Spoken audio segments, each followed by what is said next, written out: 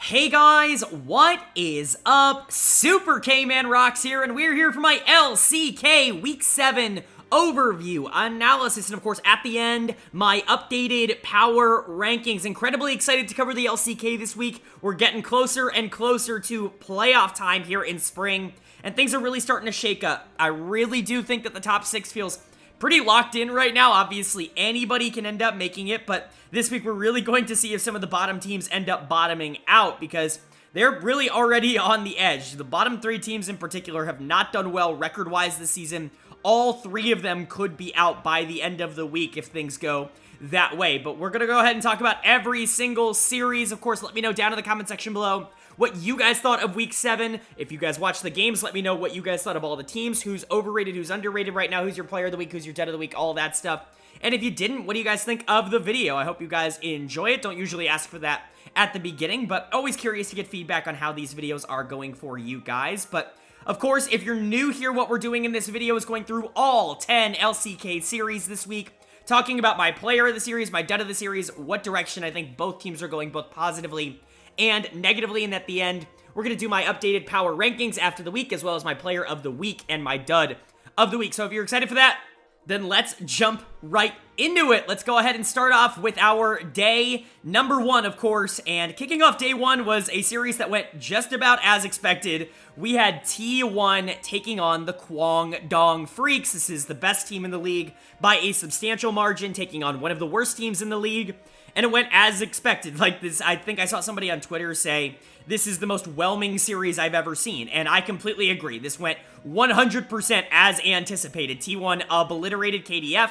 They were the better team by a large margin, both in Game 1 and in Game 2. And that showed in basically every single lane. You can point to basically anybody on T1 and be like, this was the dominating force. But as per usual, the standout for T1 this year has been the bot lane. It's mostly been KIA in that support position, who might just be the best player in the world right now. And don't get me wrong, he was phenomenal. That Thresh game in Game 1 was spectacular. He's still the only one who plays things like the Kalista at this level. Obviously, there are a lot of players who have tried to play AD carry supports at a decent level, but KIA is by far and away the best one in the world. But I'm going to give my player of the series here to Gumayushi. It feels like he's almost gone a little bit under the radar over the course of 2023, if only because his support has been so good. But you can make a really strong argument that Guma has just been the best AD carry in the world in 2023. He has rebounded from what most people called a down year in 2022, and he's done it really, really well. Great Game 1 here on the Aphelios, even better Game number 2 on the Varus. His mechanics are just so ridiculously solid. Now, obviously, he's not going up against the best bot lane in the world. I would argue that KDF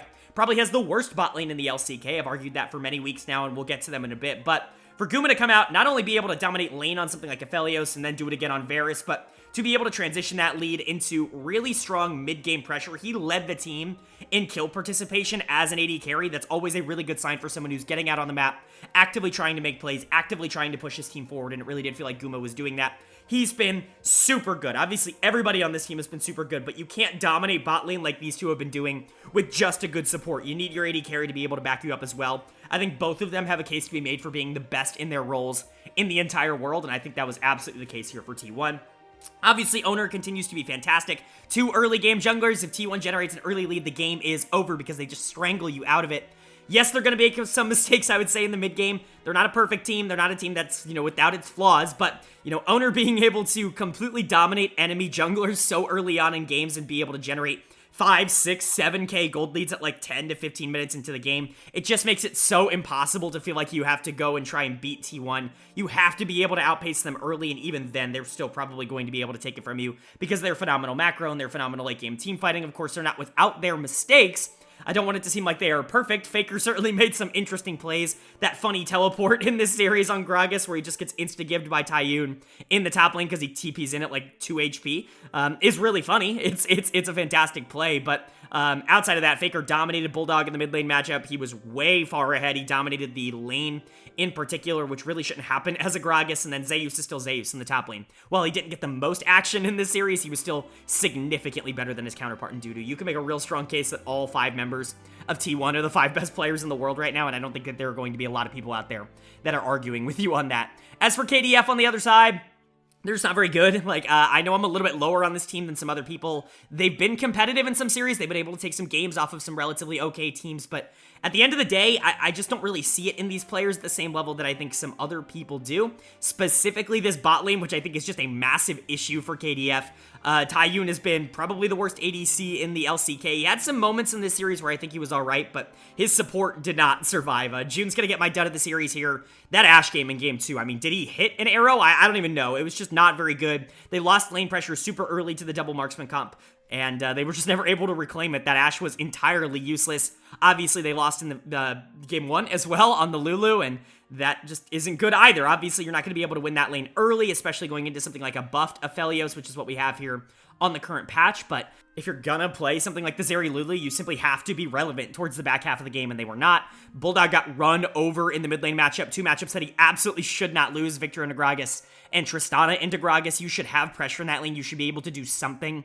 But he was down in CS. He was down in pressure. Obviously, I'm not going to blame it entirely on him. Gen.G in the jungle got just completely blasted by Owner in terms of pressure. But Bulldog, I am lower on, I think, than a lot of other people. I know a lot of people online are talking about how he is like this big up-and-coming prospect, but I see him much more similar to someone like Keria than Karis than I do someone like, I don't know, Closer in the mid lane. I feel like that's more of an apt comparison. Bulldog is somebody who I think could be a decent mid laner at the LCK level. I don't really see the upside for him to be like one of the better mids in the region or someone who can compete with a lot of the better mids in the region, but maybe I'm wrong. Maybe he's just on a bad team. It just feels like a lot of the hype surrounding him has been a little bit too much this year. He loses lane a lot, and I know that's not always what you judge mid laners off of, or players in general, is just their laning stats, but it is a little bit staggering how often he is behind in CS, how often he is behind in pressure in the games that even the rest of his team are doing okay. And Youngjae's had some okay games, but Bulldog just often loses that mid lane matchup. So overall, I would say KDF is just not very good. I know some people wanted them to be higher than number 9 in my power rankings last week. Sorry, they're just not super good, and I don't really have a lot of faith that this team's actually going to be able to compete against some of the teams that are actually in the top 6. I think that was proven this week with, you know, their bot lane probably being the worst in the league, their mid and jungle feeling like they've really taken a step back since the beginning of the year, Dudu not really having any pressure on the top side, even though he tried to create some. Overall, just not really a lot going for KDF, and I think that was shown off in the series. As for T1, they're just the best team in the world, and it's not particularly close right now. They are so much better than everyone they've gone up against, even some of the best teams in the league, that a team like KDF really had no chance. Best bot lane, best mid, best jungle, best top. You can say basically all of that right now, and all of it's right. T1 is easily the scariest team in the world, and I doubt anything is really going to be able to shake that up anytime soon. Moving on now to game number 2 of day number 1, and it's an interesting one. I think team-wise, it's kind of interesting, maybe player-wise, and how they've been performing, not so much. We had Dplus KIA taking on DRX, and DK does get the 2-0 series win. Not really an upset at all. I mean, both of these teams have struggled a bit in recent weeks, but clearly DRX is much lower on the totem pole. Even DK's struggles have not really landed them anywhere near the bottom of the standings, or even anywhere close to outside of the top 5 or top 6 teams in the LCK right now, and it really does feel like they are starting to get their momentum back. I get that they've played some worse teams as of recent, and that's going to kind of inflate their ability to win games, but it's really just all been about confidence for DK, I would say, over the course of the year. Obviously, they have the talent on this team to be able to compete with anybody, even the world, like not even just in the LCK, but this should be one of the best teams in the world. It's just really been about consistency, being able to get the most out of their players, and I really think we're starting to see a little bit more of that now. Obviously, this team really ran through bot lane to start the year. Deft and Kellen were the focal point of DK when they were on that big winning streak to start the year. They started moving away from that. They wanted to play more for jungle. They really wanted to try to get Canyon ahead. I think a lot of feedback coming in from fans really made them want to start getting Canyon ahead, and so they started playing for that, but unfortunately that means that Deft and Kellen have to take more of a secondary role on the team. You're really relying a lot on your mid laner there in Showmaker to be able to step up and win lane 1v1 so that he can push and support his jungler. Very similar playstyle to someone like Yagao in 2022 with JD Gaming, but Showmaker really wasn't having that great of a year. I say all of this to say that they're back on track now. They feel like they are playing the style that got them where they were at the beginning of the year a little bit more. They're playing towards bot lane. They're playing these aggressive lanes that they can kind of take over. They're putting Canyon on someone who can scale and be useful in the late game. Kana's on weak side. Showmaker can kind of push forward, and everybody is playing better because of it. The playstyle really feels like it's been locked in here for DK, and I think that's a positive. Showmaker's going to get my player of the series here. He was really, really good, and that is such a good sign. Like I said earlier, honestly, Showmaker was bad to start the year. There really is no other way to put it. He wasn't just disappointing. He was one of the weaker mid laners in the LCK, I would say, through the first 4 or so weeks of the season, but there have been a lot of games in recent weeks that he has been really, really good. I would say the past 3 series in particular, at least up until this point, he's been fantastic. He was my player of the week in the LCK last week. He jumps back out to another really good series here against DRX. When he is on, this team just looks so much better, and I know a lot of people are going to give player of the series to Deft, or they're going to give it to Canyon, or they're going to give it to Kellen, but for me, Showmaker really stood out, being able to win that mid lane matchup incredibly hard, being able to generate such a large CS lead, and then making his presence known across the map. He was the difference maker, and he was the one that really made these games blowouts instead of just, games where the jungle or bot lane got strong. But you have to give credit where credit is due to the jungle and the bot lane, who both also did play well. Like I said, focusing a lot more on that bot lane in particular. Deft and Kellen were really the driving forces for DK earlier on in the year. It feels like they want to kind of get back to that play style, and that's definitely what they did in the series. Deft was fantastic when he's given resources, when he's being given the opportunity to kind of push the team forward. He's been really good at that role this year. I was a little bit worried about him coming into the year. I thought they were going to focus a little bit more on mid lane. Deft was more of a secondary carry. I would say for DRX last year, they put a lot of time and attention into Zeka on DRX last year, but Deft coming in here to DK, definitely being more of the primary carry in a meta that I think bot lane really needs to be that in, and he's really stepped up to that role really well. Kellen has proved multiple times over the course of the season that he is one of the best supports in the world. I've been saying that for years. It's great that I think people are finally catching up to that here. Just in general, and then Canyon's been really, really solid. I think he's had some bad series where he's been a little bit out-jungled, but for the most part, that's just Canyon, right? He's a little bit more volatile than people give him credit for. He's not just this jungler who wins every single series no matter what, but he's been good for the most part. Like, he's definitely a positive for this team, and he always steps up when it matters the most. As for DRX on the other side, though, I mean, the team's just a disaster. Obviously, they had that miracle win to end out the week last week, but you're just not really expecting this team to be able to continue to win games. Their players are not playing at a high level. They don't really seem to have any sort of cohesion.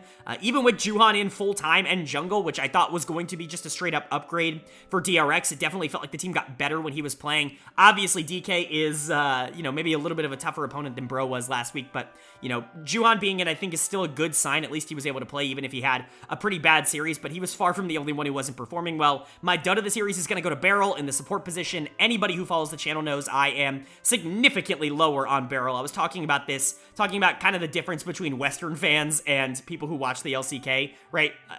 Western fans will tell you Beryl's one of the best supports in the world. People who watch the LCK will tell you that Beryl is probably the most volatile player in the world. He's either going to win you or lose you the game, and unfortunately, it's been a lot of losses this year. Beryl's really not been on his A game. I think you can make a really strong argument he has been the worst player in the LCK. He's certainly in that conversation with, KDF bot lane and like Fiesta and Nongshim. Like, there are a lot of players that I think you could put into that conversation, but Beryl is absolutely one of them. And I think this series kind of showed it off, where he was just trying to make too many plays. He's stepping up without vision. Just never really being in the right spot, playing way too over-aggressive for a team that is behind, is as behind as they are in a lot of these games. And that's just Beryl. That's just what he's going to do. Sometimes it works. Sometimes it doesn't. It just hasn't been working a lot this year. I still think Dekdom is all right. Obviously, his elbow, hopefully it's healing, and, hopefully he's all good. But, I feel bad for him having to lane with Beryl all year. It's been a pretty big disaster for him, but I would say Dekdom's probably been this team's best player in 2023. Rascal had another bad series. It really feels like he has fallen off after a pretty strong start to the year. And Fate is just ridiculously inconsistent. In their wins, he looks all right. In their losses, he looks hopeless. And so, I don't know. DRX is just not a very good team. Bottom 3 feel pretty locked in right now, even with DRX's kind of surprise win last week. I feel like putting them up to 8 was the right call. I still feel like they have more of a chance to upset top teams than someone like KDF or Nongshim, but they're not a good team in the long run. They're not a team that's actually going to be able to compete for a playoff spot, and I think that was proven in this series. As for DK, hopefully you're going to be able to keep up this momentum. Showmaker is finally back on track. If he can continue playing like this, Canyon's playing well, Deft is playing well, this team should be able to get back to the spot where they are top 2, top 3 in the LCK, really without a lot of contention, and that's really what I think a lot of DK fans are hoping for. Anything less than top 2 or top 3 for this team would be an absolute disaster, and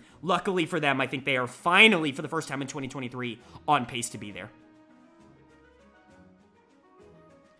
Now moving on to day number 2 here in week 7 of the LCK, and we kicked off day 2 with the matchup that I think a lot of people were looking at as potentially the most interesting in the entire week. 2 teams that I was really excited to see go head-to-head. We had KT Rolster taking on Gen.G, and KT Rolster picking up the big win here. This is just kind of what they do. This is a team that goes back and forth on whether or not they are good or whether or not they are average. And luckily for KT Rolster fans, this week they were good, going up against one of the better teams in the entire league in Gen.G. Now, Gen.G is not exactly the pinnacle of consistency either, but this certainly makes the standings a lot more interesting, and really, this is just the KT that I want to see a lot more often. The player that you have to shout out here, and the player that has really defined KT Rolster's season, in my opinion, has been BDD in the mid lane. He's back, baby. He's been awesome this year. An MVP candidate in the LCK, probably the best player in the LCK that is not on T1, and that's just so impressive after the year that he had last year. Obviously, you can give plenty of excuses for why last year happened, for, you know, him getting COVID and potentially having brain fog, the team just not being able to play well around him, or, you know, whatever, right? But, you know, at the end of the day, he still wasn't playing particularly well. He wasn't winning in lane. He didn't have the best of laning stats, and those are the things that are really isolated in the first, like, 5 minutes of the game, and so there's a lot that you can control if you are playing well. He just wasn't playing like this last year. It's really good to see him maybe get his mental back just a tad bit, get some confidence back just a tad bit on this KT Rolster team, and really play like an MVP. This is the best BDD that we have seen, in my opinion, since Longzhu. Like, I don't even think he played like this on Gen.G. Like, he is really fantastic right now, and I think he deserves all the credit. He went up against probably the most talented mid laner in the entire world and just beat him. He just beat him in lane, had more pressure than him, was able to take over team fights. Now, you can talk about the TF in Game 3 not necessarily having a super big early game impact. I don't even think he ulted until like 20 minutes, but that's just Twisted Fate, right? Like, that's just the problem with TF in the meta right now. It's the reason people aren't picking him up is because his early game is just so ridiculously weak that it's really hard to actually make plays on TF. It's, you know, a little bit of an issue, but BDD is so good at that champion, you end up hitting a late game where he is still incredibly relevant. He can actually do damage, and so credit to BDD. He has been awesome and definitely the driving force of KT. I don't want to take away from the rest of the team. I do think most of them have been playing really, really well. Aiming and Lehens in the bot lane are incredibly solid. It's crazy to me that they've kind of been the rocks of the team, because that's not what I expected going into the year at all. Both of them are very volatile players, or at least they have been in the past. Aiming has had moments where he's looked like the best ADC in the LCK. And then he had an entire career in the LPL where he looked like just a bottom tier LPL bot laner. So, you know, certainly some moments that have been up and down, and Aiming's a very aggressive player. Lehen's very similar, someone who I think can look like the best support in the world, especially when surrounded by good talent that can take advantage of his, you know, eclectic playstyle, I will say, but there are some games where he just runs it. It's going to happen, but crazy enough, both of them have really settled in and been really consistent this year, and I think that's helped KT a lot. Keen has been really solid in the top lane. Top lane's really not been this, like, power position, I would say, for anybody in the league, but Keen pretty regularly wins up there, and Cuz has certainly had his moments where he's looked kind of bad. Last week will definitely show that off, but he's also had moments where he's looked a lot better than he did last year and a lot more consistent, and so KT just looking really, really solid. Not really a lot of negatives for me to give to them. As for Gen.G on the other side, it's a frustrating series to lose. At least you looked relatively competent. You won game 2 with some phenomenal macro, and that's what G2, I almost called them, that's what Gen.G is at this point in the season. It's Peanut, it's Chovy, it's Doran, being able to create, you know, these advantageous map positions for Gen.G that they were so notorious at being able to create last year. Obviously, you've got a rookie ADC being able to capitalize on them now, but he's ridiculously talented. He's been able to step up and be really good. I think Delight has been a pleasant surprise. He hasn't necessarily been, like, the best support in the league, but I don't think anybody really expected him to be that. I think those two have really meshed well into the bot lane, but when this team wins, it's through macro. When they lose, it's because they just don't have the aggression to be able to keep up with some of the rest of the teams, like KT Rolster, and that's what happened here. My dud of the series, it's going to go Chovy in the mid lane, because he had kind of a negative Chovy experience here, especially in that game 3 on the Akali. What does Chovy get punished for and criticized for a lot? The underwhelming performances that I guess he gives when playing from behind, and that really is the case when it comes to Chovy sometimes. This is something he did a really good job, you know, kind of getting out of his game a little bit in the regular season of last year. I talked about this in my Worlds coverage. It really did pop back up at Worlds, but Chovy from ahead, when he's winning, is super proactive, is willing to play with his jungle, pushes the tempo of the game, looks really good, but when he does not have a lead, it very much feels, and especially when his team does not have a lead, and when he feels like it's his responsibility to carry the game, and I talked about this a lot last year, he puts it on himself to go out and get as many resources as possible. That means farming side lanes, that means farming jungle camps, and sometimes missing fights because of it. And that was the case here in game number 3. I don't think it's a problem with Chovy most of the time, but when the team is really struggling, and you can tell that, like, the trigger for this is Chovy, you know, saying in his head, I have to be the one to win this game. When he gets that trigger in his head, he goes, okay, if I'm the one who has to win the game, I have to be in the side lanes. I have to be getting the resources. I have to be as strong as possible because I have to win this game. And he takes that to an extreme that I think ends up becoming a negative overall for the team. And that's what happened in game 3 here. He just was super uninfluential across the map. He lost early in the BDD matchup, not like super hard. BDD wasn't particularly strong in the early game, but he went neutral, and his team was behind, so he felt like it was on him to be able to get them back in the game. And then he spent too long trying to get himself back in the game, and the rest of the team really couldn't cope with that. I thought Pays actually had a really good series here in the bot lane. You know, really good game 2 on the Caitlyn. He's been really solid over the course of the year. Very impressed with how he's been able to play, but outside of that, not really a lot of great from Gen.G coming out in games 1 and 3. Again, game 2 is really solid.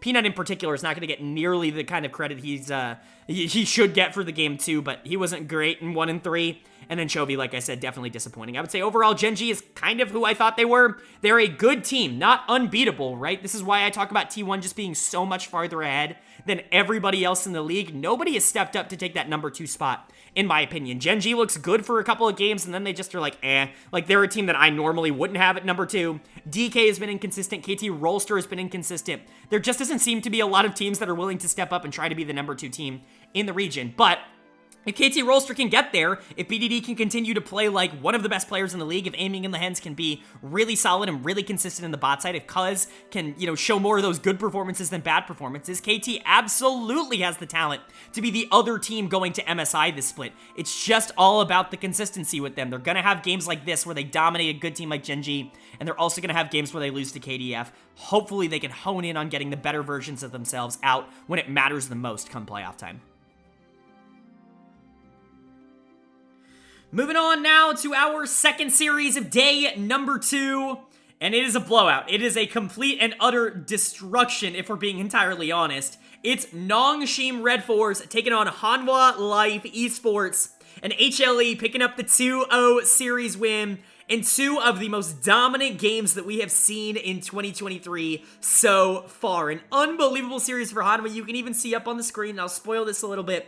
Game number 2, the final game in this series, the second fastest game in the history of the LCK. I believe that's only behind a game in 2020 summer. I believe that game is between Soul Prince and a Freak of Freaks, but I could be wrong. Obviously, you guys will let me know down in the comments section below. But still, 18-minute game in game 2 in the LCK? Are you kidding me? I mean, Nongshim at points in time has looked like they've been competitive with some of the other teams in the top 6. They haven't been able to win any series, but at the very least, they've looked like they've been able to go toe-to-toe. Not in this one. Hanwha Liiv obliterates them. Big credit to Hanwha. They've looked a lot better as of recent. Now, obviously, the second half of the round robin has been very kind to them so far. It will not be over the course of the back half of the split, but they've really only played the bottom 4 teams at the start of the, I guess back half here. It's only top 6 teams from here on out for Hanwha Liiv, and that's going to be tough. But in this series, it's their final chance to really show that they have improved a lot since the beginning part of the year, and they did the best that they could to prove that to us. My player of the series is going to go to Klid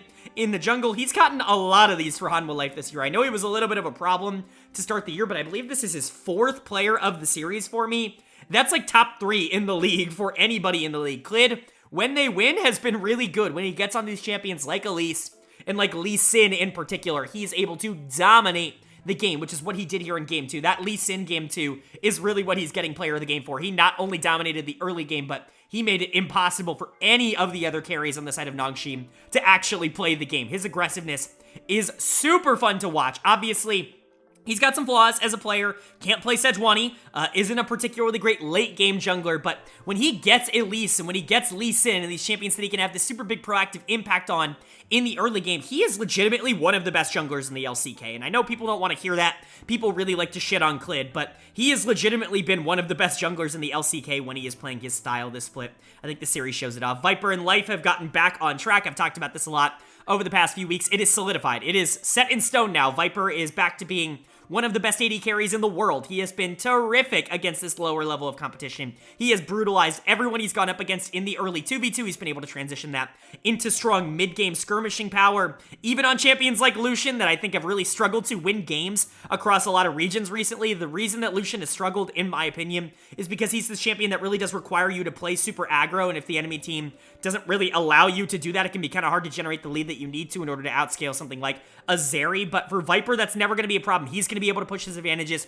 He's going to be able to play really aggro, and it really worked out here. King and Zeka, really, really good secondary carries on the team. Zeka was really the driving force for them earlier on in the year, especially when they were losing. He was the one that was playing well. It is really good to see this team kind of rally around their jungle and their bot lane, though, in the last few weeks. so that Zeka can step into that role of being this really dangerous secondary carry. It's kind of what he was for a little bit of last year, especially towards the back half of the regular season. For DRX, I still think that he can be that primary carry. He can be somebody you can give a lot of resources to, and he can kind of dominate with them, but his role right now, I think, still fits him really well, and generally speaking, I think Hanwha is definitely on the right track, especially with this dominant win here. As for Nongshim on the other side, this team just isn't very good. I think they've pretty much proven at this point that they are the worst team in the LCK. I don't really think that's up for debate for much longer. This team just really has not been solid, and I think a lot of that ends up just being a problem up the middle. And I know I'm, pretty high on Fiesta, or at least I was going into the year. A lot of that has definitely cooled off for me, because I think you can make a really solid argument that Fiesta has maybe been the worst player in the LCK this year. He certainly has been the one that I think has let Nongshim down the most. He's going to get my dud of the series again here. Zeka was really good in lane, especially on that Jace in game number 1, where he was really able to take advantage of the early game power spike that champion offers. And Fiesta was just never able to get out on the map. I mean, that Ahri, you really got to be able to get out and make plays and try to skirmish in the mid game. That was never going to happen in that game. He was way too far behind by the point in that game where that was going to matter. And then on the Syndra in game 2, you're kind of relying on Syndra for a lot of damage, and if you get blasted by Gragas in lane, you're not going to really have all that much damage, and that was just the issue. Nongshim was just so far behind in that game, and a lot of it was Fiesta just not having a particularly good series. I mean, Din, Sylvie, Vital, and Peter got run over in the bot lane. Like, topside was bad. Nobody was good for Nongshim. Like, I don't want it to seem like Fiesta is the only problem for this team. That is certainly not what I'm saying. This team has issues that are much bigger than someone just like Fiesta, who I think, hasn't been playing well. But, Sylvie hasn't been playing well either. He got completely out-jungled by Clid in the early game here, which is just not, you can't win if that happens. Din has been, overall, I would say, a negative in the top lane, one of the worst top laners in the LCK. Vital and Peter haven't had a lot of standout moments. They've had some good games here or there, but for the most part, I think they've just kind of been meh. Nobody on this team has stood out. Nobody on this team has really shown LCK-level potential, LCK-level promise, and that's disappointing. I think that there are a lot of players on here that I did like. Hopefully, maybe with some better, surrounding pieces, some of these players get a different shot at some point in time, but right now, the way that this team is currently constructed, Nongshim is the worst team in the LCK, and that was super apparent in the series. As for Hanwha on the other side, nice win.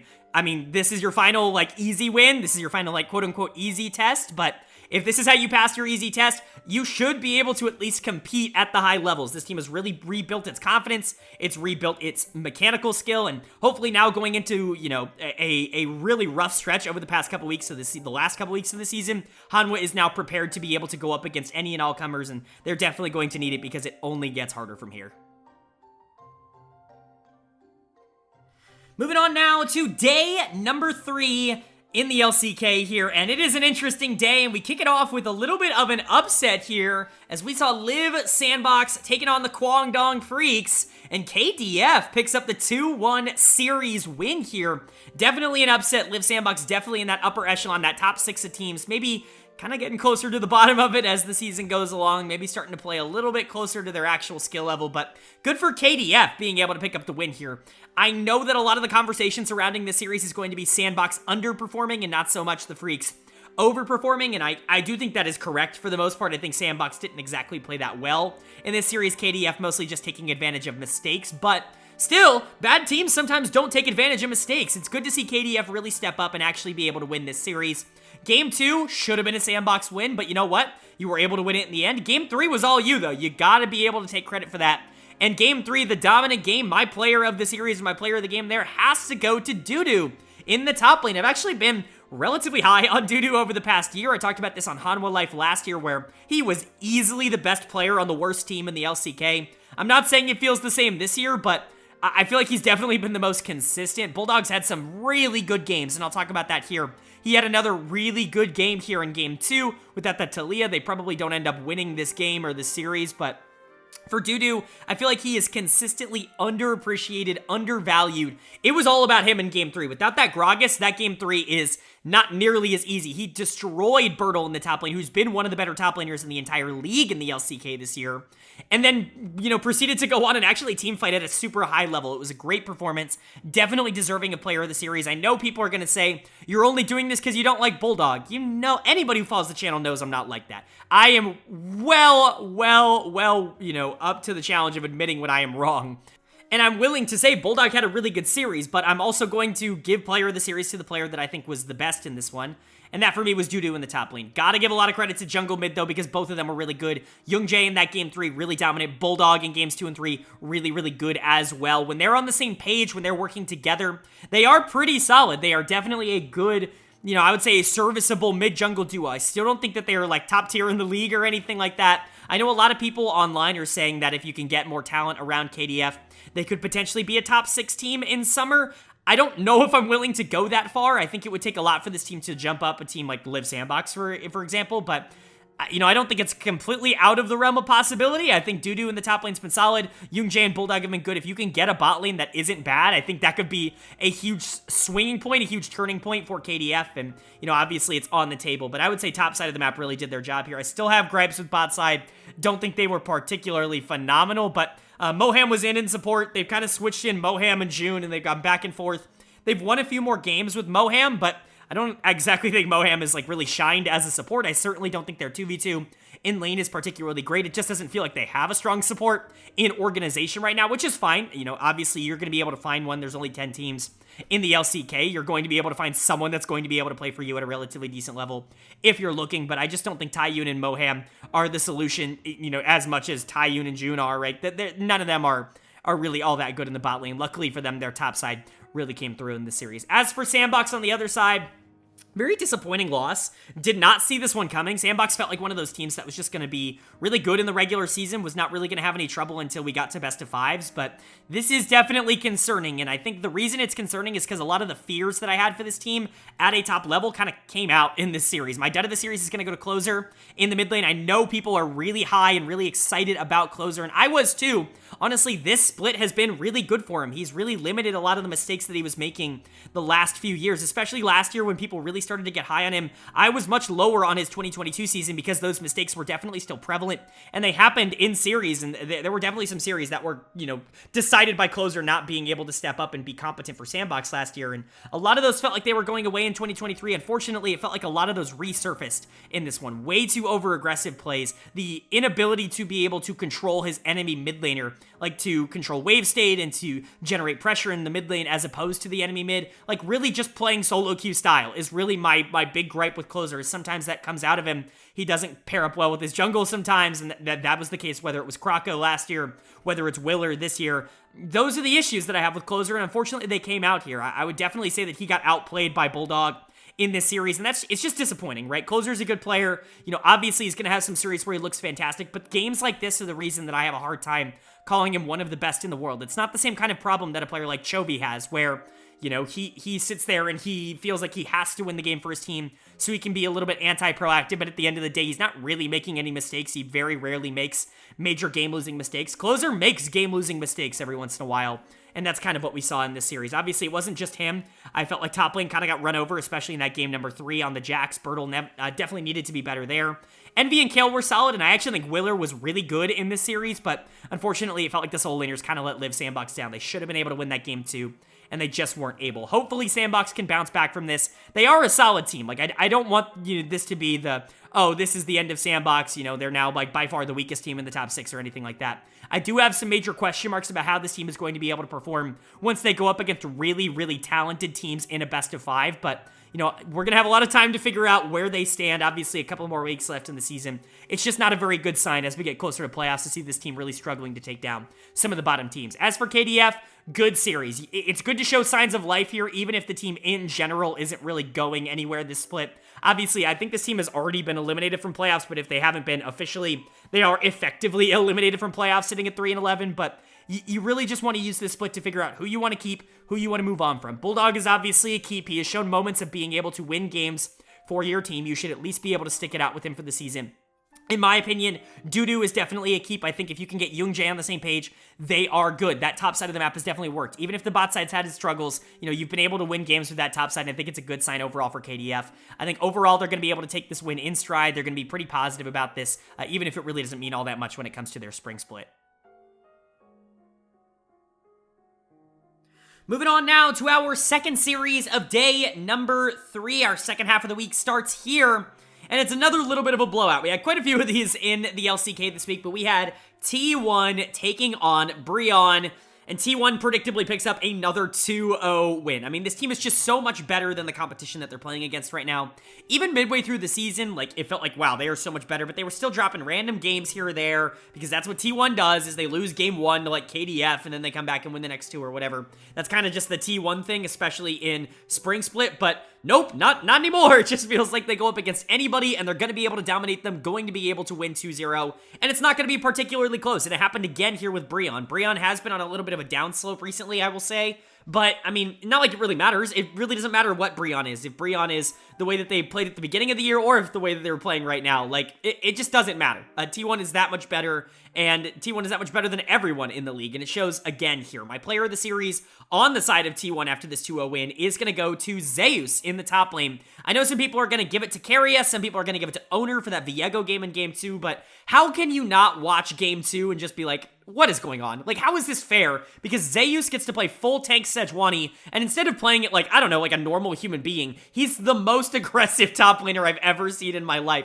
He builds his third item, and all of a sudden he's like, well, I can't die. Why would I not go in all the time? He's 1v4ing on the top side and almost winning. Like, it is so absurd how much confidence this T1 team is playing with right now, and they do it at such a high level. Like, again, if anybody other than Zeus was playing Sejuani and was playing it like this, I don't have faith that it would work out. But Zeus is the best top laner in the world, so it works out. Like, he is just that much better than everyone else he's going against. It's ridiculously fun to watch. The most fun thing to watch in the LCK by far, because this team really does play whatever they want and they make it work, and that is, you know, fun to watch. But none of these games are competitive. Like, T1 really is outclassing them that much. Like I said, Owner was also fantastic in this series, especially in that Game 2 on the Viego. He did a really good job generating early leads for the rest of his team, and then capitalizing on them himself as well. Obviously, Viego, a pick we've seen slowly kind of get out of the meta, which, by the way, thank God, I'm so tired of this champion, but, you know, he's back here. You know, players still play him really well. They put in a lot of time on him over the last year or so, and that definitely pays off when you can get the resets, when you can get, you know, a lot of kills and start to get this Viego rolling, because he still is a freight train that is very difficult to stop the snowball of if he gets ahead. That's definitely what happened to Owner in Game 2. You've also got KIA still being the best player in the world, pound for pound, in my opinion. I don't even think it's really all that debatable anymore. KIA is just the best player in the world in 2023. Right now, it feels like that World Finals loss only motivated him more to get back, and that's really how he's playing. Guma's on top right now, obviously got a player of the series earlier in the week. Talked about how Faker's been fantastic over the course of the year, maybe the best mid laner outside of BDD in the LCK. You could even put him above it, and I totally would understand. It's just, you know, he hasn't hard carried his team like BDD has. It's really a 1-for-1, right? But it's just not fair. Like, T1 against anybody, comparing them to anybody, it's just not fair, and that was shown off in this series. As for BRION on the other side, they were the poor saps that just had to face T1 this week, and they unfortunately had to suffer their loss for it. Everybody in the league's got to do this at some point or another, and unfortunately for BRION, it was this week. This team has really struggled in recent weeks. Like I said, they've definitely been on the downswing, in my opinion, where I think the bottom 3 teams have, at one point or another in recent weeks, shown something, maybe with the exception of Nongshim. Obviously, DRX beating BRION last week, KDF picking up a huge win against SANDBOX in just the series before this. Bro might be falling, man, and I know that's kind of expected. This is a team that went into the year without really any expectation, me included. Like, I did not think this team was going to be good. I had them in my bottom 2 in my preseason rankings, but they did start so good, and some of their players were playing well. I thought Hanwha and Effort showed a nice synergy together, considering both of them were really bad last year. That definitely seems to have gone. Karis has still had some games where he looks really, really good, but it's definitely not enough to be able to carry this team. Umpty had a great start to the year in, like, week 1, and ever since then, it's just not been a good jungler. And Morgan's ridiculously inconsistent, even on the champions that he's good at, like Renekton. And so, it's just kind of hard to get a grasp of what this BRION team actually is. If I had to put money on what they're turning into, it's a bottom 2 team in the league, which really does feel like they're on the trajectory to be. Of course, they won so many series early that they put themselves in a pretty solid 7th place position, but they're just not playing like it right now, and I know it's T1, but it's not very enlightening for me to watch them be able to come out and just get slaughtered like this. Henna's going to get my dud of the series. That's quite a few in a row that he's gotten for BRION. He's been really bad for this team recently, which sucks because I actually thought he started the season really well for BRION, but it's just not carried over into the second half of the split. Hopefully he can get back to that better form once we start summer and once this team actually has a chance to be able to compete again. It really does feel like the top 6 are pretty locked. Bro's not eliminated by any means, but the difference between 6 and 7 in terms of, like, series wins is like 4 or 5 games out, and it's just kind of insurmountable. It really is a separation, so Bro doesn't really have a lot to play for. They're basically eliminated at this point, and unfortunately, it feels like Henna and Effort have definitely taken that into account now that they've decided to play worse. Like I said, Karis has had some really good games for Bro, and I do think he's a talented player, but he's not a carry. Like, he's not someone who can take a bad team and make them better. Even a player like Lava, who was formerly on this BRION team for many, many years before this, was a little bit more of this, like, I'm just going to win the game kind of player. Whereas Karis just feels like someone who's going to look really good when the team does well and not very good when the team doesn't do well. And that was unfortunately what happened here. Topside really has been a problem. Morgan's had some good games, but Umti, I think, has been one of the weakest junglers in the league ever since the first couple of weeks. And I don't even think that's really all that disputable. Umti's been pretty bad for this BRION team. But overall, like I said, I just don't have a lot of faith that they're going to be able to turn the rest of the split into anything. They've basically been eliminated, and even if they are ahead in the standings, ahead of teams like KDF, like KDF is showing a lot more fight than them in these games, and that's definitely frustrating. As for T1, best team in the league. What do you want me to say? Best team in the world. What do you want me to say? If they're not going to MSI, I mean, that is an absolute disaster. This team should sweep through the playoffs the way that they're playing right now. Obviously, you're hoping that other teams around them can level up before we get to that point, but I mean, gosh, if they play like this, I just don't see any opportunity for any other team in the LCK to even contend. Moving on now to day number 4 here in the LCK. And day 4 and 5 were both really interesting. Excited to get to the back half of this week. We kicked it off with a battle between two teams in the top 6. We had Hanwha Life Esports taking on Dplus KIA. And DK takes the 2-0 win. I told you it would not be getting easier from this point onwards for Hanwha Life. It is only the top 5 teams remaining. And DK starts that stretch off for them. Unfortunately, they are just not able to keep up when it comes to facing off against a surging Dplus KIA team. And let me be honest, this team really is surging right now. They have been phenomenal, especially over the course of their last 4 series. Obviously, 4-0 in their last 4, but not only doing it, you know, at all, but doing it in a really, really convincing manner, which DK has done. Incredibly impressive stuff, and again, another player of the series for Showmaker. He has been unbelievable over the past 2 weeks. That is 4 series in a row. Not only that DK has won, but that Showmaker has gotten player of the series, and he has been fantastic over the last 2 weeks. Easily the best player in the LCK, for my money at least, over the past 2 weeks, and it showed again in this series. A game of Annie, a game of Lissandra going into the LeBlanc. Just a lot of pressure. Now, you can talk about Hanwha Life maybe giving over a bit of that pressure a little bit more than they should, especially a certain jungler on the other side, which we will absolutely talk about, but it's still up to the other team to be able to capitalize on the pressure that the other team allows them to have, and Showmaker just has been doing that better than anybody in the league. A really, really well-deserved player of the series. We can talk about Zeka not really being super proactive, not really being super active at all in this series, and I guess you'd be right with that, but still, you gotta capitalize on the other side, and Showmaker absolutely did that here. Easy choice for player of the series, in my opinion. He was by far the most important member to DK, and he has been for quite a while. If he can continue to play like this, I mean, he's legit playing himself into the MVP conversation, and it's only been 2 weeks of this. He actually had a really rough start to the year. He was one of the weakest mid laners in the league, I would say, for the first 3 weeks, but that is all gone. Like, that is all disappeared because he has been easily the best player in the LCK for 2 weeks now, and I'm just really hoping it keeps up. It feels like Showmaker has finally found his groove, and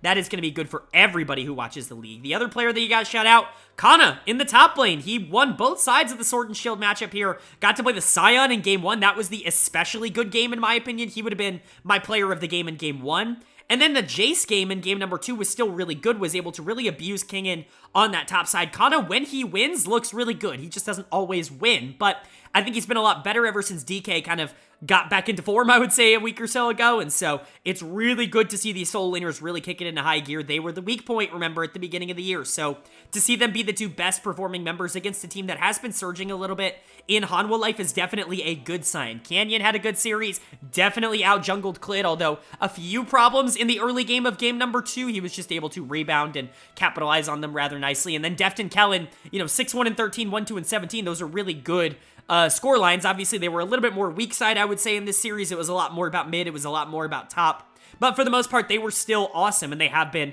for most of the year. DK is just a really complete team, and they're showing it off right now. This is a team that really has no business not being top 2, potentially even top 1 in the LCK. They really were not playing like it for most of the year, but it really feels like they are finally back on track, finally playing some of the best League of Legends that they have in 2023. My hope is just that they can keep it up. As for Hanwha Life on the other side, Definitely a frustrating way to start this really tough series of games, but losing to Dplus is certainly not as bad as it could be. There are going to be easier opponents to face, even, through this really tough stretch, but you can't be playing like this and expect to win. A lot of the issues that this team had earlier on in the year when they were not winning came back out in this series, most notably the jungle. What ended up happening here, dude? Klid has been so good over the past few weeks.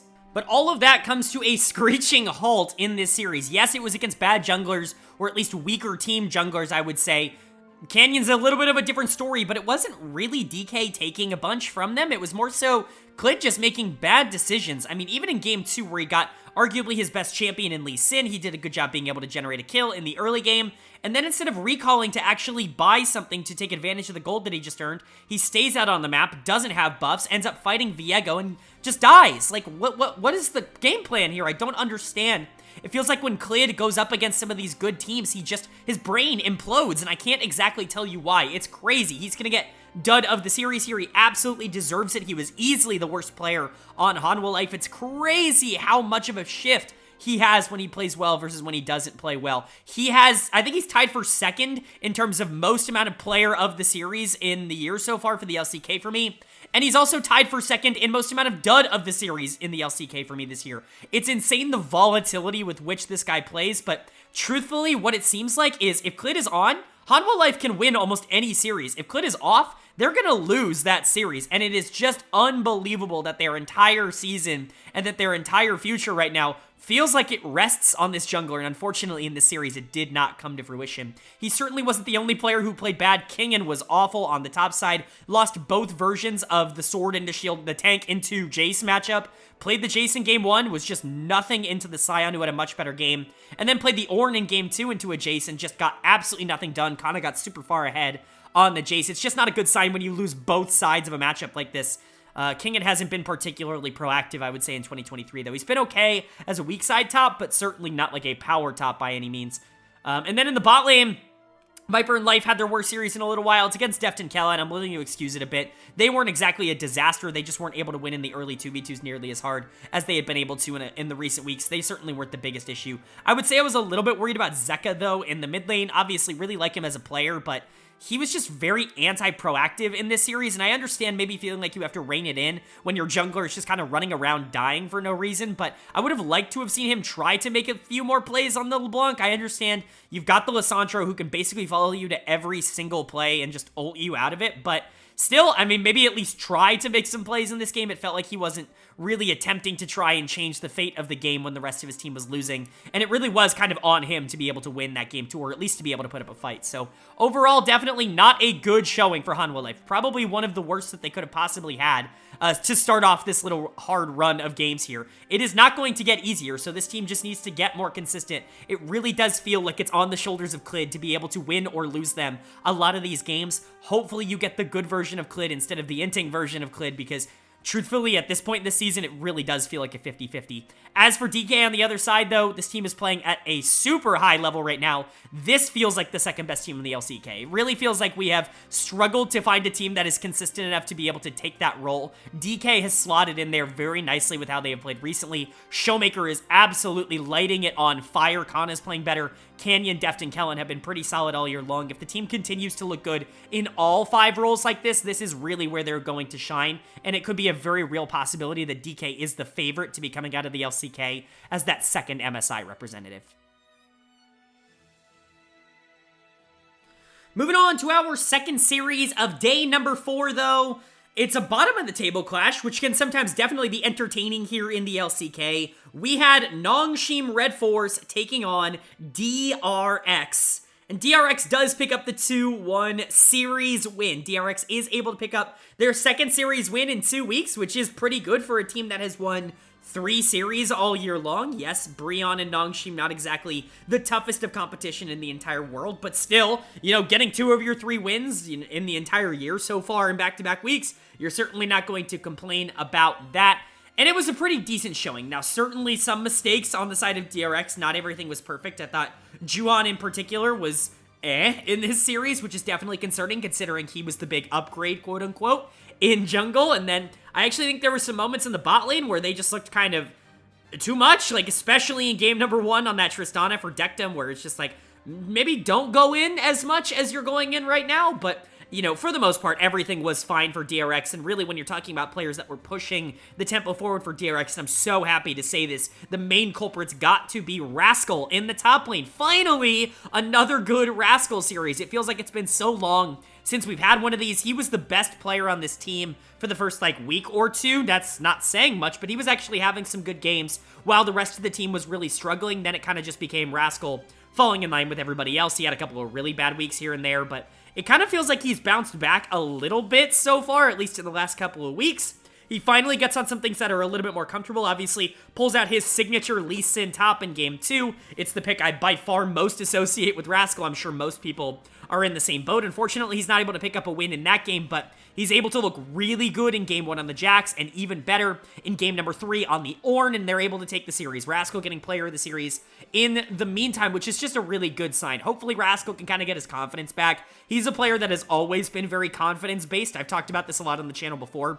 I actually do think that there have been times throughout his career where he's looked like a top 1 or 2 top laner in the world. Like, there have been moments where he has been ridiculous. I think he started off last year really looking like the best top in the world in a top lane meta where I think a lot of players were just failing to separate themselves. Like before Zeus and 369 really became like the threats that we know them as now. I think Rascal was kind of like near the top of that ranking leaderboard, and you know, he's got the talent to get back there. Unfortunately, it just hasn't really been this year.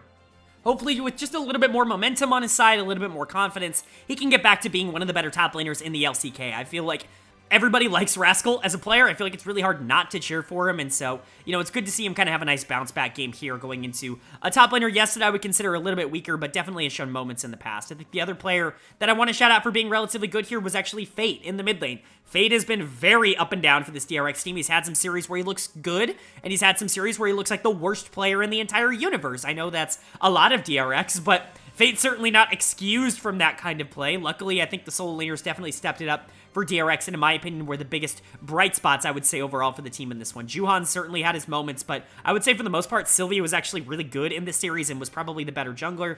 Dectum, like I said, looked really solid, especially in Game 3 on the Zeri, but that Game 1 on the Trist had some bad moments, and Beryl, you know you're gonna get with Beryl. He's gonna be a little bit over-aggressive sometimes, but for the most part, it was able to work out. I think he's a lot better on those engagers, but the Lulu game in Game 3 was also pretty solid. So DRX honestly just looking good. A nice win for them that they pretty desperately needed, and it's good to see them kind of just being better than some of the bottom teams in the league. I think that's a good sign overall. As for Nongshim, they're just not good. 1-13. I don't really know what else I could possibly say about this roster. Like, they're just not going to be able to win a lot of games. They're not a cohesive team. The mechanical skill that they were showing earlier in the year has definitely fallen off as well, where early in the year it felt like this was a talented team full of talented players that just didn't really work as a unit. They had no macro, especially in the mid game, and they would just kind of get overrun by teams that actually knew what they were doing. Now it feels like they're not even being able to generate those leads in the early game. Some decent moments. I thought Sylvie actually looked pretty good in this series for them in the jungle. Peter had some moments on the Rakan in Game 2 where he was really doing awesome, but outside of that, it just feels like the team is lacking in talent, and a lot of that has to do with the solo laners. I think the solo laners have been maybe the weakest solo lane duo in the entire league. Probably, I guess, knowing it's the LCK, it's just hard to, you know, have two bad players there and not really feel it, but Nongshim definitely has that. I think Din Din in the top lane's going to get my dud of the series here. Just kind of got run over by Rascal. Rascal was so much better than him in this series, which is not good if you are a Nongshim fan, because Rascal really has been struggling as of recent, so you were maybe hoping that this was the opportunity that Din Din needed to take advantage of that. He had some moments on the Renekton, but for the most part, that champion was completely irrelevant, both in Game 1 and in Game 3. And then Fiesta. Fiesta's easily been the worst mid laner in the LCK in Korea so far in 2023. And I hate to say that because, again, Fiesta's a player that I've really liked for a while in the Challengers League, but it just has not translated at the LCK level. I'm not afraid to admit that this player is just not living up to expectations. I'm not going to sit here and say, just because I liked him going into the year, that he's been fine. He's arguably been the worst player in the LCK, and I think that showed up again here. Just not a very proactive series. He doesn't really make any positive plays for the team. Some games he just absolutely loses for his team. Others, he doesn't really do anything. You really rarely ever see like a majorly positive play coming out from the mid lane here of Nongshim, and that's just not very good. So even if Sylvie and Peter, I think, both had moments in this series where they looked solid, especially in that game number 2, and I think Vital looked good in that game number 2 as well. the rest of the team, especially the solo laners, were just not able to keep up. I would say overall, Nongshim definitely proving that 1-13 is not a fluke. Number 10 in the power rankings is not a fluke. They are the worst team in the LCK, and it's not really all that disputable anymore. And then DRX on the other side, at least you were able to pick up a win here. I know it's not exactly the best of competition to beat, but this was a team that was very, very much struggling to get wins at all at the beginning of the year, and for them to be able to pick up 2 over the span of 2 weeks, I think is a good sign. Hopefully Rascal can get back on track here. Dekdom has been playing really well, even if it's a little over-aggressive. Hopefully he can continue to play well. Juhan looks like he's made the macro better, even though he didn't have a particularly good series here, and then Fate, just very back and forth. You just want to see more positives out of them. DRX is very hit or miss, but luckily for them, I think this series they hit, and hopefully you're just going to be looking at a little bit more of the hits as we go on throughout the rest of the year. And that's going to go ahead and bring us to our final day of the week here, day number 5. And we kick day number 5 off, another matchup between top 6 teams, and this one, definitely interesting, 2 teams with the same record. We had Liiv SANDBOX taking on KT Rolster, and KT picks up another win here. This is a good week for KT, another 2-0 week for them. They've been having a lot more of these recently. It really does feel like this team is starting to find at least a little bit of a footing in terms of being able to win. This team has dropped quite a few, I would say, series that they shouldn't over the course of the year, but when they are on, and we've talked about it, they are just unbeatable. I'm not going to call them this year's DRX, but I think that there are a ridiculous amount of parallels between DRX last year and the flip-flopping and the 2-0 to 0-2 and the 2-0 to 0-2 that they would do, and the inconsistency that KT Rolster shows this year. Now, again, I'm not saying that this is a team that is going to go on and win the World Championships, because I think dynamic-wise, they are definitely a little bit different, but I think it is worth pointing out that, flip-floppy teams in the LCK can sometimes be really, really scary when they're on, and KT is absolutely one of those teams. My player of the series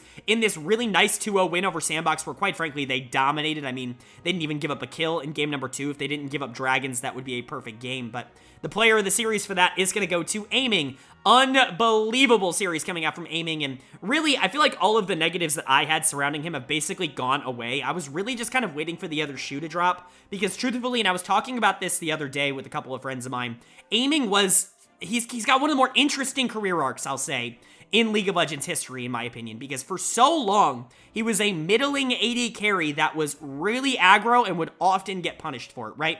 You go back to the Afrika days, and it's like, these teams are okay, but they can never get over the hump. And then he goes to KT Rolster. He finally gets on a team that, has a little bit more backing, a little bit more spending around them, and those are the dark days of KT. Like, they're really not able to win anything with that roster, and then he goes over to the LPL, gets to play with Billy Gaming on one of the most, in hindsight, volatile rosters I possibly remember, with Bew in the top lane and with Zeka in the mid lane. Some really interesting teams. Even PP got in support, right? Very, very interesting, volatile players. And then, he finally comes back to the LCK and joins KT Rolster again. And I'm just like, I'm just out on Aiming, not really interested. And he has a phenomenal year on it. Basically, all of the problems that he had up until that point. And remember, this has been like 4 years of being a pro, and he's shown a lot of problems every single year. It felt like we knew who he was as a player, and it felt like he reinvented himself so much last year, and that really has carried over into 2023. I didn't expect it to. I didn't expect it to at least 100% carry over, but a lot of the negatives really have been eliminated, and what gives me the confidence to say that is not just the highs, because he always had the highs. He always had games where he could go out there and carry and win them by himself. He had that on Freeca. He had him on KT Rolster. He had him on Billy Gaming. What he also had on a lot of those teams was some horrible losses. I mean, some games where he would just actively int his own team, run it down, and lose the game. He just hasn't had a lot of those for KT Rolster, and I think that is just a really positive thing for the team overall. It's just another example of a player really figuring it out, I would say, a couple of years after they go pro, and that players can adapt and players can grow, and I probably should have been a little bit more willing to open my eyes to that. I'm not saying he's the number 1 ADC in the LCK. I know there are people out there that want him as the number 1 ADC in the LCK. I still don't see him as that. I still think that there is a little bit of a ceiling for what he is able to do, especially at an international level, but in terms of, breaking through my expectation of him and where I placed him, in terms of what he was as a player, he's definitely a tier above, I think, what I was giving him credit for, and he's shown that off this year. Him and Lehens have great chemistry together. That's not something I was expecting. 2 very volatile players becoming incredibly stable and incredibly consistent playing together is not exactly what I was expecting here, but it definitely paid off. BDD's been great. Cuz had a good series, so they were probably going to win, and Keen's been a rock in the top lane. KT Rolster just looked very scary and very fun to watch, and I, for one, am here for it. As for SANDBOX on the other side, not a good week for them. I mean, the 0-2 is definitely depressing, but both losses really not being good losses. I mean, losing to KDF is a disaster, right? Like, you can't really excuse that, but losing to KT you can excuse, maybe not in a game where you don't get a single kill, right? Like, looking as bad as you did this week is not a good sign for a SANDBOX team that I think really does want to prove themselves to be in the upper echelons. Obviously, they're definitely the surprise of the top 6, at least in terms of what preseason was going to kind of give us and the expectations that all these teams had going into the year, but they really played their way out of it. Willer and Closer in particular, Bertle in the top lane as well. Kale had some awesome games. Envy looked like he was improving, especially over what he was in 2022. It just didn't feel like that this week. Envy in particular was really bad. He's going to get dud of the series here, and he deserves it. I mean, he got completely outplayed by aiming. This bot lane matchup, this bot diff was really, really big. It was huge, quite frankly, and that was a big reason why LSB could never really get into this series at all. As much as I like Kale, and as much as I think Envy has improved a bit, like, this is not Prince from last year. This is not the same team. It's not the same player. You're going to have a little bit of more issues, right? Envy has been solid, but he's not been one of the best AD carries in the region or in the world like Prince was in 2022, and so you have to be able to expect that when a good bot lane, like aiming in the hands, comes in, there might be a little bit of problem down in the bot lane, and that definitely showed up here for SANDBOX. It's not like they were the only problems. Bertle got run over in the top lane. He really couldn't do anything, especially on that Jason game number 1. He had a pretty poor week after I thought he was having a really good season up until this point. Not that that's all, like, excused at this point, but, you know, I still think Willer and Closer were all right. I think they were easily the 2 best performing members of Liiv SANDBOX in this series, but Willer still got out jungled and he had no pressure. Closer still couldn't actually get anything done,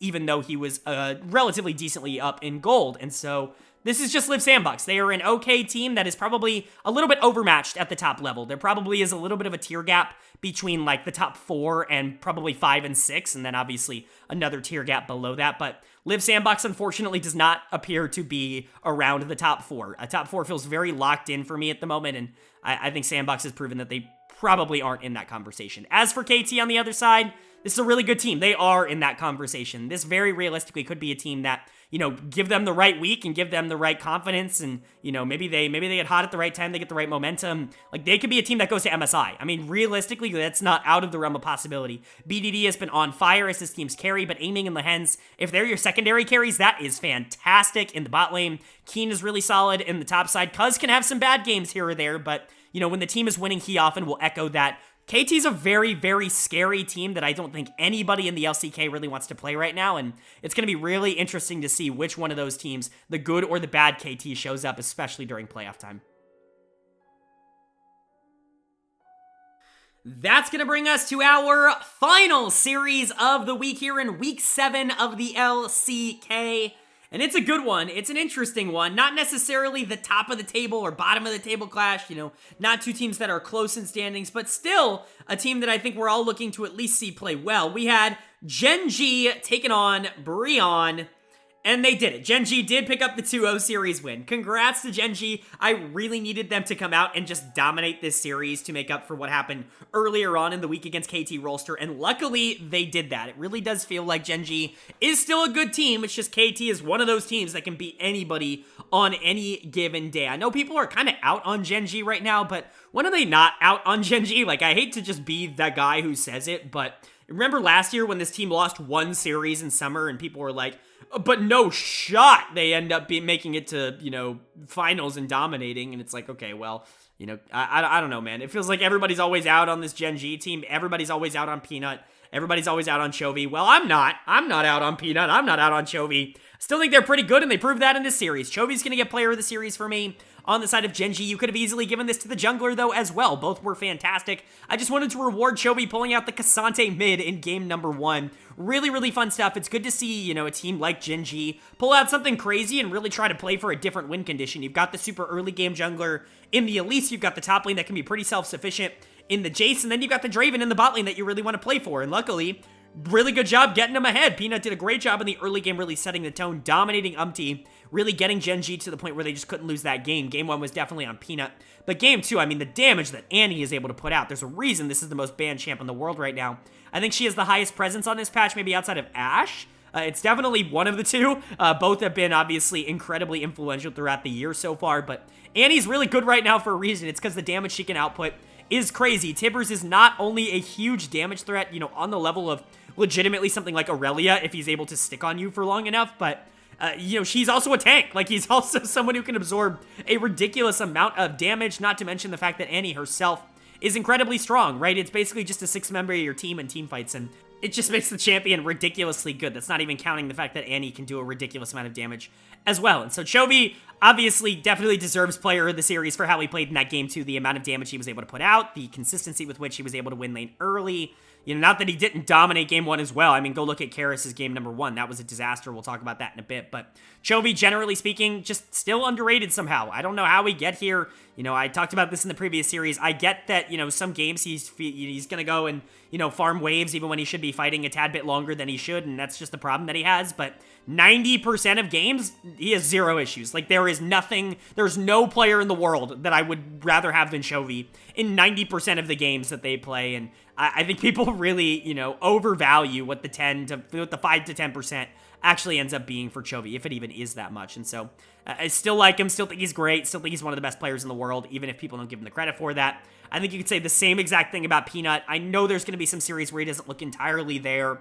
It's because, you know, despite the fact that he's a supportive jungler, he does have a rather feast or famine playstyle, I would say.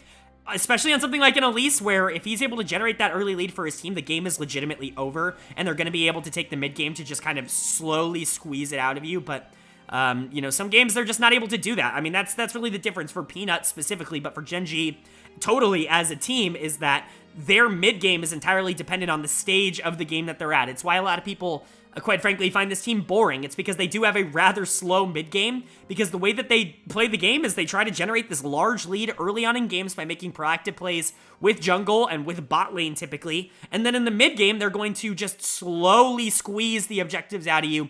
They know they don't need to fight. They know they don't need to risk their lead. Even if it would end the game a little bit quicker, they know they can end it in 23 minutes anyways just by taking everything in the game and just squeezing the life out of you. That's what happened in game 1. That's what happened in game 2. And then when they do fight, they still dominate. It's not like they're bad at fighting. It's just the Gen.G style that they end up liking to play. I still think this team is one of the best in the entire world. I don't know exactly where they rank, if they're top 5 or if they're just somewhere around there, but this team is really, really, really good, and people aren't going to rate them as such because of that earlier series, but they absolutely deserve the praise.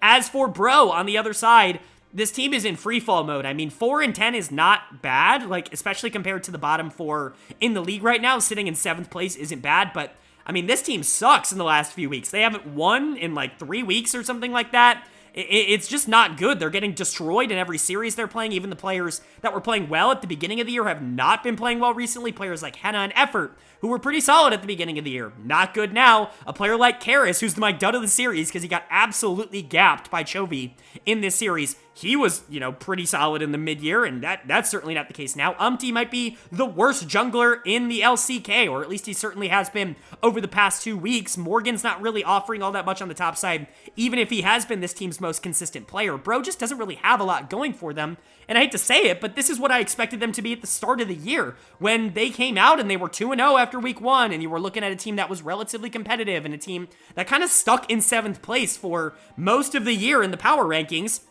That's not who we thought they were going to be. We thought they were going to be worse than that.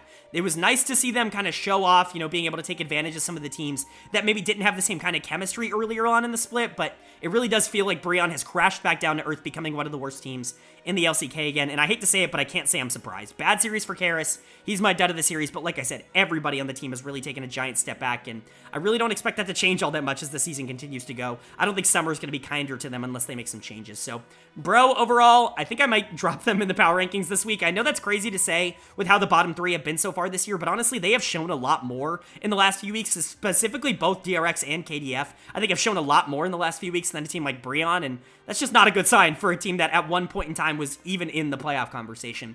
And then for Gen.G on the other side, this team is going to be put like 5th in power rankings by some people, and that's going to be absolutely ludicrous. This team is still very good. They have arguably the best jungle mid duo in the world when both of them are on. Their bot lane has been way above expectation. Doran is an incredibly solid top laner. This team is still really good and one of the best in the entire world, and I think they're going to prove that once we start getting into best of 5s, where I really think a lot of their strengths are going to come out. But as it is right now, you know, this team's going to fly a little bit under the radar, and I think they're totally okay doing that heading into the final weeks. All right, that is going to do it for my LCK Week 7 overview and analysis of all 10 series across all 5 days. I hope you guys enjoyed it. Of course, if you did, let me know down in the comment section below. But up on the screen right now, you're going to see the updated LCK standings after 7 weeks of action. Any ties will just be broken alphabetically. It's really only 4th place, and then obviously everything else is a little bit separated. But kind of crazy that we have 2 teams with the same exact game score at this point in the year. That's pretty wild. But you know, up on the screen, you're going to see the updated standings. A lot of teams have qualified for playoffs. 5 of the 6 have already qualified. That final spot is technically still up for grabs, but some things would really have to go wrong for Liiv SANDBOX for them not to get it. Of course, that means the bottom 3 teams have officially been eliminated from playoffs as well, but we'll go ahead and talk about that. In the first column to the right, you're going to see my updated power rankings. In the second column, you're going to see how those have changed from last week to this week, so let's go over the risers and the fallers. First riser that I want to talk about, Dplus KIA, jumping up to number 2. In my opinion, they have clearly shown over the past 2 weeks that they deserve to be considered the second best team in the LCK. Even if Gen.G didn't lose to KT Rolster, even if they were able to beat them, I would have felt pretty confident moving Dplus up right now, just with how they are playing. I mean, we'll talk about it, but they've got a player playing at a super MVP candidate right now over the past couple of weeks, and it's been really fun to watch. So DK jumps Gen.G. They drop down to number 3. Some people are going to want to see KT Rolster jump Gen.G because they beat them this week. I just want to see it more consistently. If KT Rolster can finish out the season really strong, end on a huge win streak, and maybe Gen.G continues to struggle against some of the other top teams in the league, I'm going to feel a lot more comfortable saying that KT is in that number 3 spot, but we've seen too much fluctuation from this KT Rolster team in order for me to say they are definitively in that top 3. If you want to put them number 3, I'm not going to argue with you. I certainly understand why. But for me right now, number 3, number 4, pretty interchangeable. I'm just going to leave Gen.G there for now. That's kind of the same thing I talked about. This top 4 feel like their own little bubble to me in terms of those are the teams that are actually capable of competing with T1. It's like T1 at number 1 in their own S tier, and then DK, Gen.G, and KT in like the A tier. And then to me, Hanwha, Liiv, Liiv SANDBOX 5 and 6, they're also pretty interchangeable because both are not really playing all that well right now. Specifically not playing well against some of the better teams in the league. I think you could drop Liiv SANDBOX for an 0-2 week that includes a loss to the eliminated KDF. But Hanwha Liiv's not been much better. It really feels weird to be able to move them up in the standings. So I still have Liiv SANDBOX at 5. I still have Hanwha Liiv at 6. You can flip-flop those as well. I do have some changes towards the bottom of the standings. I have BRION dropping down 2 spots to number 9. I really do feel like if they played off against KDF or DRX right now, they would lose. And we saw that when they lost to DRX. I feel like they would lose to KDF as well. Bro has a better record, but truthfully, they are cold as ice right now, and I think that will continue until the end of the split, so they end up dropping down to number 9, and of course, Nongshim stays at number 10. But with all that being said, let's go ahead and talk about my player of the week and my dud of the week here for week 7 in the LCK. My player of the week is going to go to Showmaker on Dplus KIA. That's 2 weeks in a row. Week 6 player of the week, week 7 player of the week, and he's earned it both weeks. He is on Fuego right now for DK, and honestly, it's just really fun to watch.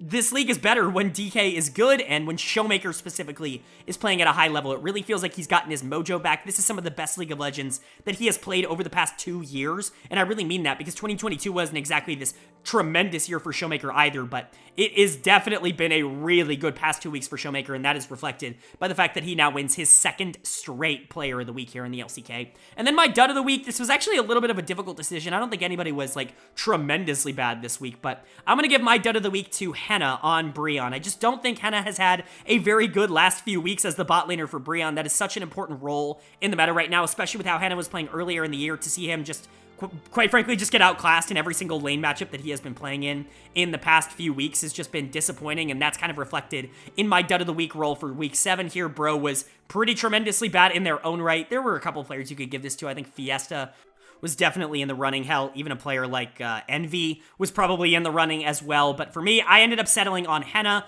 as my dud of the week in week 7 and Showmaker as my player of the week in week 7. But that's going to do it. I hope you guys enjoyed. If you did, let me know down in the comments section below. What do you guys think of my power rankings? Who's too high? Who's too low? Who do you think is going to end up taking it all? We're getting closer to playoffs. I'd love to hear you guys' grand picture thoughts rather than just kind of the small picture of the week. Of course, still let me know what you guys thought of the week down in the comments. Who's your player of the week, dud of the week?